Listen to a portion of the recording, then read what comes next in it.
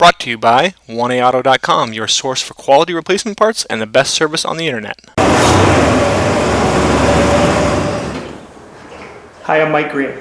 I'm one of the owners of 1A Auto. I want to help you save time and money repairing and maintaining your vehicle.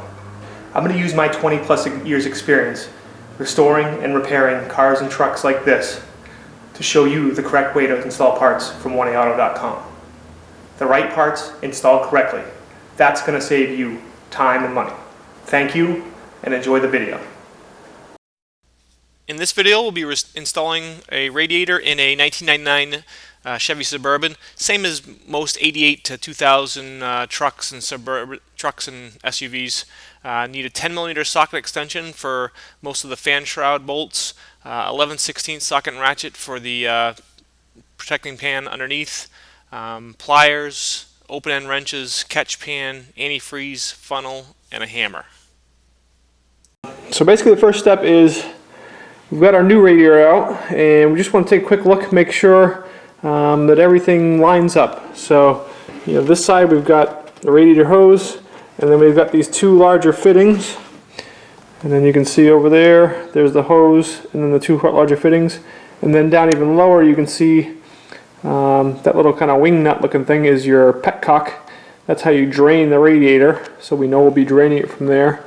Then on the other side you can see on the new radiator we've got the fill. It has a additional blocked off section, and then it has two fittings and then a lower hose. Okay, so then you can see on our vehicle, okay, you can see here's the fill. There is no fitting there. Must be an option that this truck doesn't have, obviously. And then here's another fitting, and then further down is where this hose goes in, and then you can see way down in there, this hose here is the one that goes to the bottom of the radiator. I'm going to remove actually the top of the radiator fan shroud here. So it's 7 bolts, one there, okay, one down in there, there it is, here, here, here, here, and then the same 2 down on the sides, and the same 2 down on the sides here. So we've removed those 7 bolts, and what you can do is pull your harness up and out of the fan shroud here. The shroud comes up. Okay, I'm just going to use a little hammer. Knock that harness out, and pull the harness out. Okay, going underneath here, and what you're going to need to do is remove this skid plate, and it's just 4 bolts here, right up there, and then on the other side 1, 2, 3, and then that's the 4th one. So I'm going to remove that. That'll give me access to the bottom of the fan shroud. Okay, with the skid plate removed, you can now see that we can easily access the 2 bolts, the one here, and then there's one back over here. We'll take those out. Okay, now that I can see everything pretty good here, what I'm going to do is take some penetrating oil, and I'm going to spray down these fittings here. Okay, and these fittings here on this side too. Just it'll help me make sure I can get those out nice and easy. And I've gotten the bottom, and basically I kind of just twisted it so it's really not in my way. And you can see down in here, I'm sorry the lighting's not better. Okay, but this is my drain. I'm just using a little stubby screwdriver, and it kind of goes in there, and I'm twisting out, and then once it gets to a certain point, okay, and I'm draining the fluid out. Okay, so while my radiator continues to drain, I'm going to remove these 2 10mm bolts, which are basically the radiator mounts. Okay, so now I've removed the bolts, and then these brackets just kind of come up, not easily. They come up and off. Radiator hose, which basically I'm just taking a big set of pliers and I'm squeezing this clamp and then I'm moving it. I'll back that off the hose and then I can pull the hose off the radiator. Okay, so now you can see I've got the radiator, the hose clamp back there, and what I want to do is take hold of this and twist it.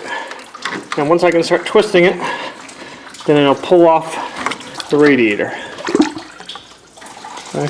And then what I want to do is take this hose and just kind of probably just take something and make sure it stays up here. As long as it stays up here, none of the fluid in it's going to come out. Next step I'm going to take is I'm going to disconnect these lines.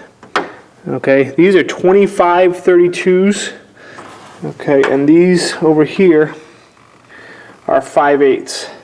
And even on this old truck, this is a 99, I already tried them and they did come off pretty easily.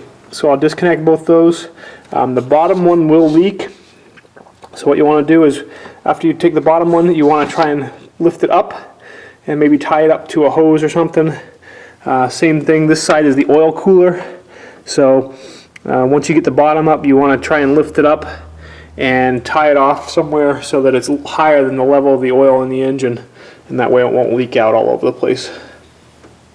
You will get a little bit of transmission fluid and a little bit of oil that comes out, so have a little catch pan ready. Okay, to show you what's going on here, I've got basically the radiator almost out. The only thing left, you can see down here, is the lower radiator hose. Okay, you can see this ear of the clamp here, and then the other ear is way down underneath. So basically I'm just going to pull the radiator out as high as I can, then get my pliers on there and get that clamp off.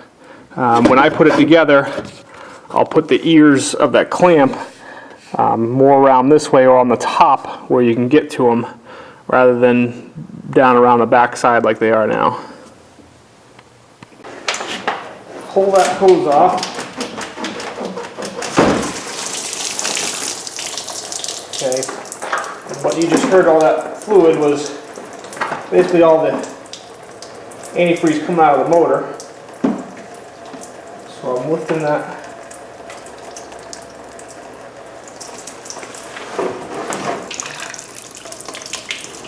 to try and get as much of it into the pan as possible. Okay.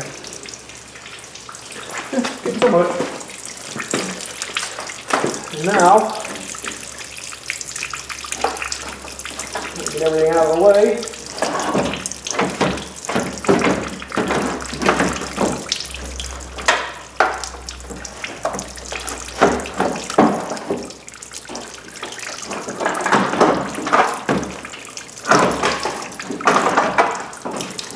And the radiator, aside from getting stuck on some hoses and stuff, is up and out. So now we have the radiator out, and we can see down in there it's still the small water draining from the engine. And all these leaves and stuff, I'm just going to grab the shop vac and vacuum all that stuff out. So that ends part one. If you want to see a detailed reinstallation of the radiator, check out part two, same title, just part two. Brought to you by www.1aauto.com, your source for quality replacement parts and the best service on the internet. Feel free to call us toll free 888-844-3393, the company that's here for you on the internet and in person. Thank you.